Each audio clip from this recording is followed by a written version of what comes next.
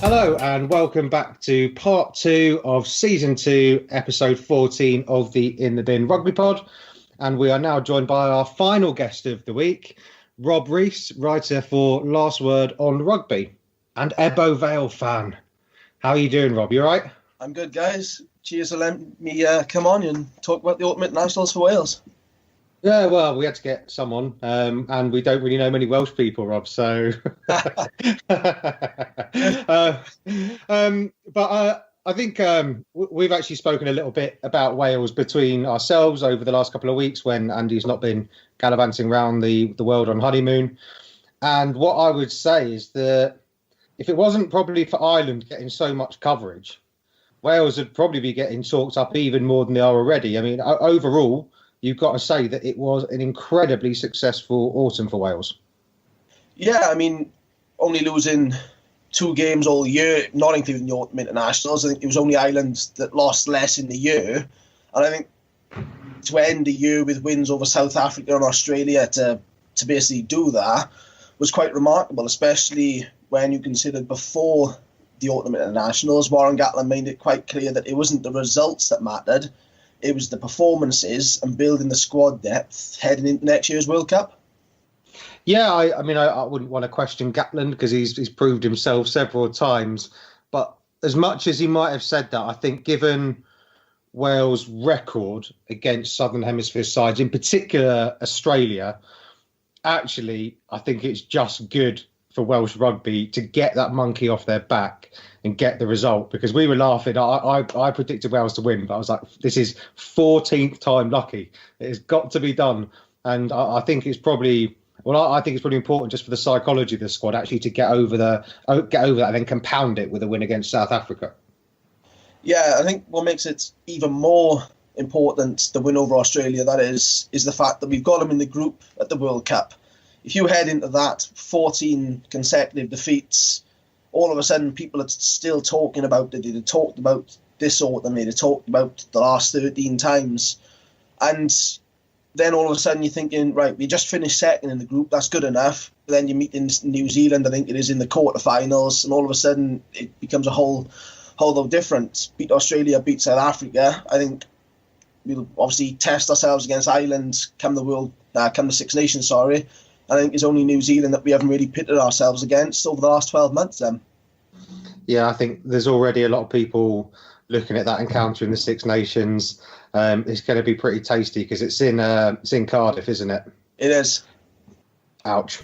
Yeah, and that's going to be a big game. I mean, I watched the Wales-Ireland game in the Six Nations with you, and until that intercept with the clock in the red, you went so quiet for the last 5 minutes of that game when Wales were making the comeback. You were not for talking to anybody. It's because I was meditating because of how relaxed I was. That was all it was. There was no tension at all. But you know what I'm like when I watch teams I support. I'm a bit of a nightmare. I think it's putting it bit shouty. Yeah, I mean, saying that Gatland was looking at performance more than result, I almost looking at the way Wales were playing sort of 18 months ago. They'd gone away from that Warren ball, which is a term that winds me up a lot, and they'd started to play a bit wider. But with these, they've got 9 wins on the trot, and they're averaging 13 points against. They've almost gone back to a really solid defensive game. But as a neutral in this argument, their attack doesn't quite seem to be functioning yet. And I think that comes down to they need to settle on a 10, which I think is going to be the biggest talking point in Wales going into the Six Nations. Do you have a preference or a favourite in that 3-horse race? I think if all being fit, it's probably going to be between Anscombe and Patchell right now.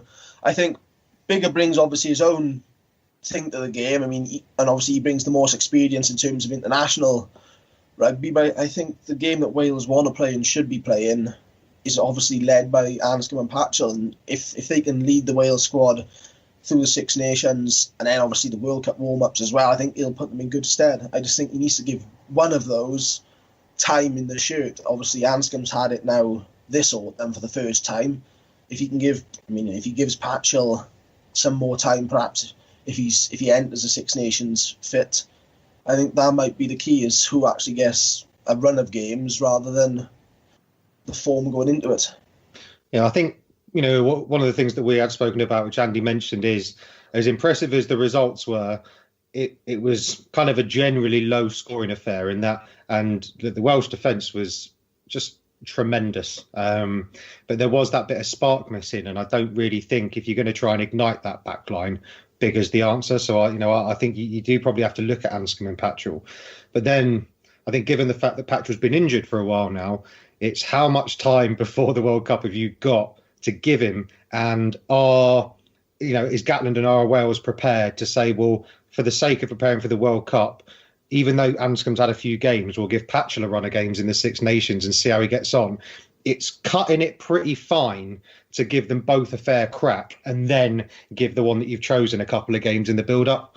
It does seem like I kind of think Anscombe's he's definitely in the driving seat at the moment. Is that who you reckon is most likely to kind of be the 10 at this point? Yeah, I definitely think that Anscombe is the way forward. I think Gatland trusts the way he manages the backs. I think he obviously adds a strong kicking game. The distribution is there. And I think at the moment is getting him linked in with the backs. I don't think we saw enough of Parks and John Davis going forward with him. And I think that sometimes limited the backs then in terms of the results. And obviously, like we said, it was all low-scoring games for the majority of it against the bigger teams. So I think if we can give Anscombe the leadership in there, I think he's definitely the one at the moment, and he'll push on from there. Yeah, because that centre partnership you've got, I mean, as an Englishman, I'm so jealous of that. Because the amount of, we chatted yesterday about, and we think we gave out at least 7 different options for England's centre pairing. What I'd do for a Parks, John Davis centre partnership would be a lot. But outside of that, you've got Liam Williams, George North, Lee Halfpenny. Would you say that's set as a back three, or has Steph Evans got a chance of sneaking in?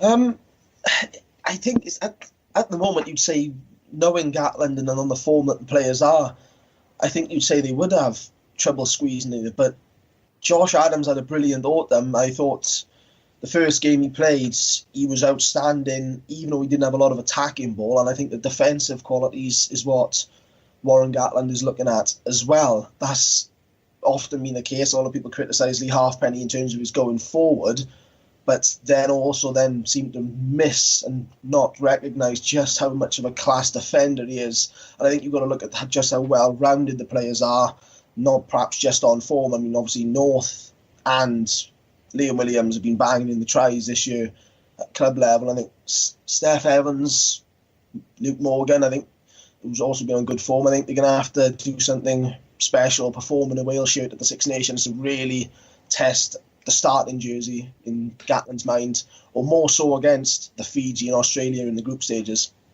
Yeah, I think I fell into that trap before with Halfpenny, where I thought, I'm not quite sure if he's the best choice at 15 anymore, but I think he can be a player that you realise what you're missing when he's gone. And, it's something that I think I've experienced with parallels with Ireland. There's been a lot of clamour about Jordan Lama, and then you see Rob Kearney, and sometimes you get these experienced players that are so well-rounded, and you only kind of see everything they offer when it's somebody that is lacking all of those qualities that comes in to replace them. And look, the prospect of Liam Williams running from 15 is always pretty exciting. But as you say, I think when you're trying to fit into the philosophy of the manager and the coach, which is Gatland, is always going to slightly lean towards the defensive, Halfpenny, I think, is going to be his man.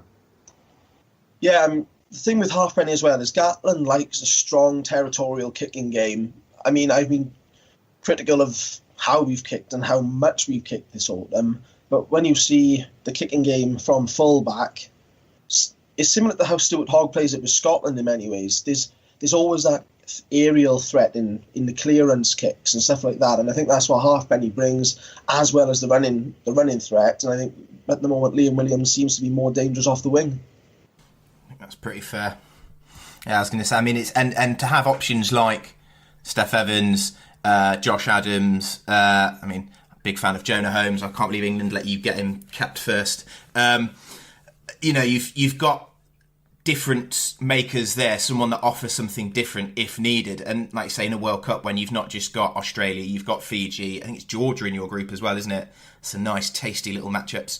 It's not going to be those three that play every game, and given the percentages, one of them will probably be injured at some point as well. So the depth is quite frightening in the Welsh back three. Yeah, I think that's what's been key, is building it. I mean, it was a shame we didn't get to see more of Jonah Holmes. Obviously, he was only available for the 3 games anyway, but going forward is building the depth. I mean, just last year you was talking that if one of those 3 got injured, or if Seth Evans got injured, all of a sudden you're bringing in someone who isn't really on form. I know we got too much stick, but Alex Cuthbert was brought in and he wasn't on great form. At the moment, you could arguably bring in you could easily bring in Josh Adams on great form, Luke Morgan on great form. You could bring in 2 or 3 players without actually losing anything. I mean, especially with Gareth Anscombe, even if he's on as fly half, can go back and cover full back quite capably. Yeah, I think the depth thing that I wanted to kind of ask you is really in the centres, because it is such a nailed on partnership between Parks and Davies, and it is without a doubt one of the best centre partnerships knocking about. But if one of those goes down, who is going to come in and take the shirt at 12 and 13? I think that's probably the fragile part in terms of the Wales team right now. As you said, like, Gatland has tried and tested those 2 now for a while, and perhaps slightly to the detriment. Obviously, you've got Owen Watt can come in, and a very capable player, but perhaps hasn't seen enough of the game time in the Wales shirt, but is on decent form this year for the Ospreys. Morgan could come in and cover it, but in terms of actually where we've had other positions getting in a lot of minutes across the board, the centre partnership hasn't been altered that much. And I think if we lose John Davis, as we've seen in the past, it's not just one player going missing in attack and defence. And I think you're going to have to try and break in Watkin, Morgan, perhaps even look to push if Patchell or someone like that can come in and just cover it. You wouldn't start them, and he wouldn't be a second choice to cover inside centre, but it is an option. Like England have used with Owen Farrell, whether people like it or not, but it is should be an option, I think. So with that depth you've got on wing, because George North's played 13 before, obviously you could shift him in and put a Steph Evans on the wing, or Josh Adams, and you're not going to lose loads. Obviously losing John Davis would affect any side. He's arguably the best 13 in the world, at the moment, and moving George North from the wing again takes something away, but you have got a couple of options there. Yeah, I mean, we've tried it before, but it's one of those ones, you want to bring in somebody, and luckily we've got wingers on form, as we've just said, to be able to do that, but arguably you want to try and have somebody who's a threat at, say, a 13, rather than bringing in somebody who's a threat at 11 or 14, and then saying, can he do the same role from it further in the field? Fair. And are you going to say something, Paddy? Yeah, I was just going to say, I think that probably covers pretty much the back line pretty well. So it makes sense to have a quick chat about the pack now. And there is an element of consistency you've got going through there. I still find it strange sometimes looking at Alan Wynne-Jones. I feel like I've been looking at him for decades, and he seems to be getting better and better and better. He's another player that had a phenomenal autumn, but I think some of the more of the interest probably comes in the back row, which I think it's a pretty hot topic in rugby at the moment, just back rows. But you've got players like Ellis Jenkins, who's come in and played really well. After Warburton retiring, there was a lot of chat, and Tipuric has come in and performed exceptionally well. Are you pretty happy with how things are looking across the back row, considering Warburton's retirement and then injuries to people as well? You seem to have real depth in that area. Yeah, I think in many ways, where we've had the injuries, even before Warburton had obviously retired, he was obviously injured for large periods. And I think people like Jenkins come in, James Davis came in, and really tried to nail it back, as tried to show that they can be in that jersey. And I think they've done them good. Falatau being out has opened up the blind side again, with obviously Moriarty moving to cover 8. And I think we've got a balance which a lot of teams haven't. A lot of teams struggle to try and find a true blind side and a true open side, and where they play them, whether they play a lock in the back row. And I know Wales have talked about experimenting, but I think we were way off needing to put a lock in there. And I just think you just got to look. If if everybody is fit in that Welsh back row, you could easily put 2 entire back rows out and still have cover. And I think that's the great thing going forwards. Yeah, I mean, I looked at all the names. I was writing them down, trying to, just talk about the back row. Faletau, Tipuric, Lydiate, Jenkins, Navidi, Moriarty, Shingler, Davis. And then I cried a little bit as an Englishman. And now, if you're picking, it's Australia in the World Cup, everyone's fit, what is your back row? I think everyone being fit, Faletau will nail down that number 8 jersey. I think that's the one position that, if everybody is fit, it's uncompromisable. In terms of if everyone's fit on the form that they've been on this season whilst being fit, 7 is probably a juggling act between Justin Tipuric and Ellis Jenkins, and all fingers crossed right now that Ellis can return and find the form that he was on before, I believe, what's now an ACL injury. So, I mean, he's going to be out for a good few weeks. So it's going to be between Tipuric and Ellis Jenkins on that side. As for the blind side, I think is an interesting concept. Moriarty has had a good season with the Dragons, but Dan Lydiate has seemed to come back out of nowhere just when everybody was starting to think that his international career was probably over, other than being a journeyman to just cover it at really bare minimal numbers, to being the man that I think could be leading it right now, especially with Moriarty not having any game time there with Wales. I think Dan Lydiate could be the man to start if he continues this form. You wouldn't go with the 2 open sides, play Jenkins and Tipuric together?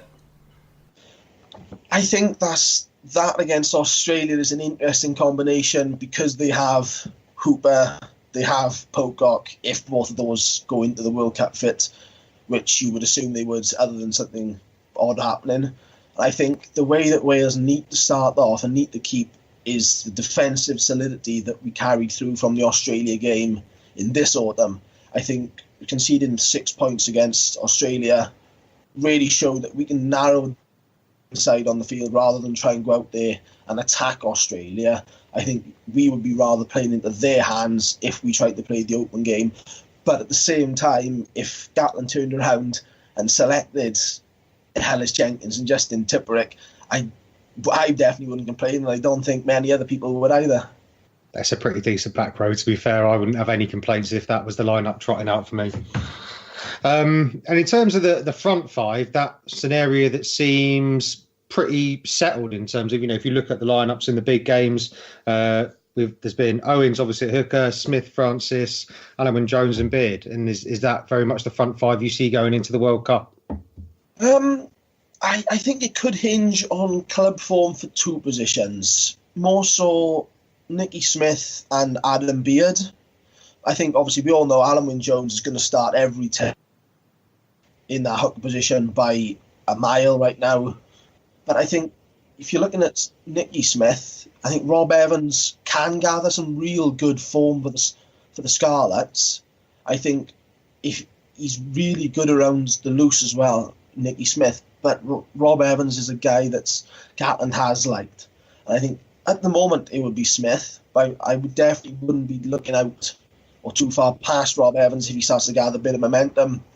And then going to Adam Beards in the second row. I mean, Jake Ball has been playing really well, had a great test this autumn in the limited minutes he did have, and same for Corey Hill. I personally would probably start Corey Hill and Allen Wyn-Jones in the second row, with probably Beard on the bench, knowing Gatland has liked him and liked his bulk and size. As the old adage says, you can't teach somebody to be 6'10" and 20 stone. But I definitely think that I would personally go with Corey Hill. I think just because of what he offers around the park and the set piece. And in the time, you definitely could. I was going to say, you could teach someone to just be 20 stone. You definitely could do that. I mean, I've given it a good go a couple of times. Take me to the buffet now.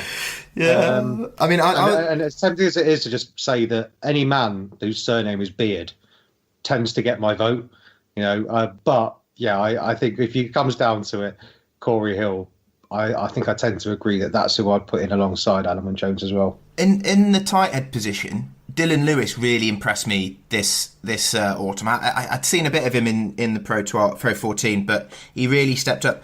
And then you've got Francis, Leon Brown, and Samson Lee will be coming back in when he's fit as well. Now, one of those four isn't going to make the World Cup squad because you're only going to take 3 tight heads, I imagine. How do you see that pecking order working itself out? At the moment, I think probably Francis and Lewis are fighting it out, probably because they've had a good run of fitness. I think once Samson Lee and Leon Brown come back to fitness, Samson Lee will come straight back into the fray of actually being able to start. And I think it's going to be down perhaps to the lack of game time from this autumn. But Leon Brown, I think, could be the one who misses out based on things now.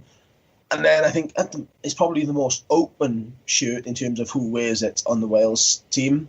Because I think the other 3 are all so closely matched. Dylan Lewis probably lacks the experience. Thomas Francis has been playing well. And obviously he got a try, but obviously that was more of a right place, right time sort of moment. But I think if Samson Lee comes back fit, that's where Gatland's true dilemma is going to be in terms of will the selection be right rather than I have 2 or 3 players that definitely will be right.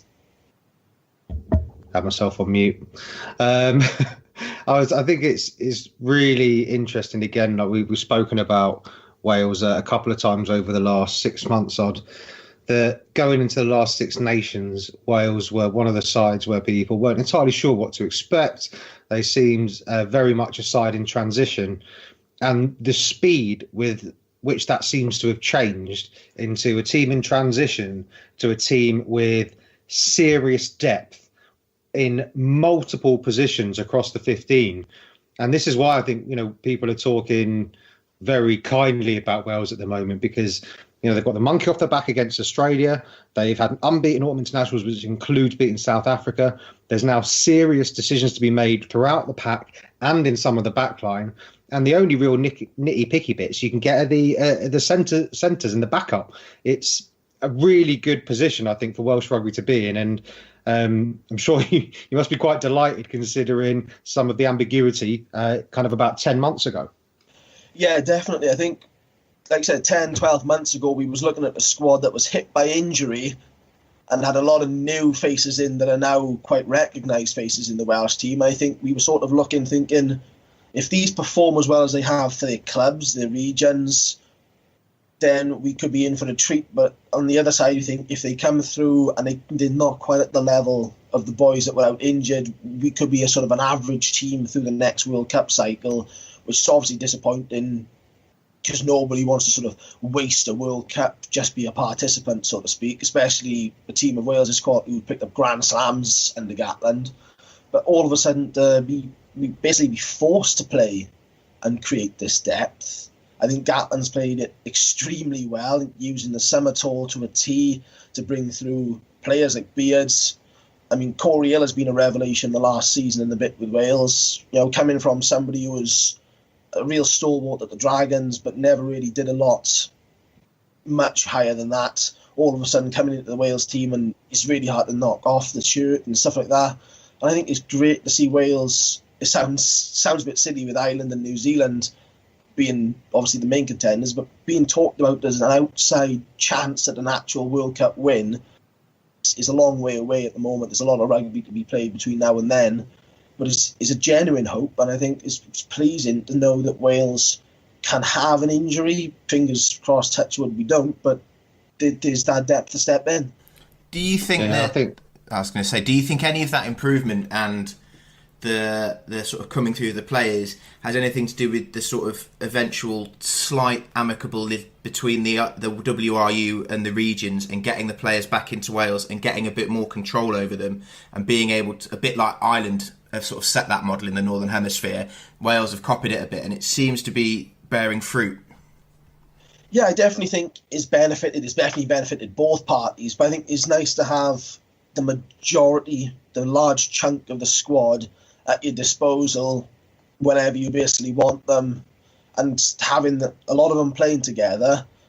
Like in the actual region squads themselves, and having the sort of the combinations working together, not just for 6-7 weeks in an international camp, but for 6-7 months in the season. And I think to have such large chunks competing against each other, you know what you're up against on a regular basis in terms of who you want to try and take the shirt off, who you're trying to play next to. And I think the whole link has worked well together for Wales, and obviously then benefiting the regions in terms of strengthening their depth. Well, I don't really have anything more to add. I think on that wild wave of Welsh optimism, I'm happy to draw it to a close unless either of you have got anything else that you particularly want to bring up or talk about Wales, either about the autumn internationals or leading into next year. I mean, I think I've covered most of the main points, if I'm being honest. I think we've covered, obviously, all around the park, the strength and depth, looking forwards. I think it's just going to be quite a good Six Nations now. So with your fixtures, you've got England and Ireland in Cardiff. Are you confident of a Grand Slam? I think it's going to come down to the Ireland game in many ways. And I mean, you never discount England. But at the moment, England seem the sort of side that you could weigh down and actually, pull a bit over, especially at home. If it was at Twickenham, all of a sudden you're talking very different game. But the Ireland at the moment look like Leinster did last year. When Leinster steamrolled Saracens at the Aviva, and all of a sudden, Ireland have beaten the All Blacks, and they're looking. Look, if Ireland get the Grand Slam, they're looking, I believe, at taking New Zealand's number one ranking in terms of obviously because who they were beaten in the Six Nations at that point. So I think that's going to be the crucial game. Yeah, it's making me feel a bit tense already, to be honest. But this is the thing: like the Six Nations is just there's so many rivalries and so many big games, and it's what makes it, I think, just the best competition in rugby. I like it; it's unbelievable. But my God, is it brutal at times as well? And I think we'll probably have some different opinions after the games we see, but there'll also be some injury lists across all nations after that. And teams will be hoping those players can recover in time for the World Cup. Yeah, that's just the thing. That with the autumn internationals, is literally a 4-week block of fixtures. Obviously, they come into camp a bit earlier. With the Six Nations, is near to like an 8-week block, 9-week block by the time they come in. And that's a big, long time for players to come in, play at a high intensity. Like we said, it always seems to be coming off the back of the Six Nations rather than the autumn internationals that the injuries occur. And obviously a lot of teams are primed. Scotland, England, Ireland, Wales are looking like building depth and building strength and looking good. And I think they don't want to be losing too much of that so close to the World Cup. Couldn't agree more. Well, look, it's been absolutely brilliant to have you on, Rob. So thank you very much indeed for coming on, giving us a really good chat and the Welsh perspective. And we look forward to hearing from you soon, mate. Cheers, guys, for having me on. Thank you very much. Cheers, bye-bye. Cheers, guys.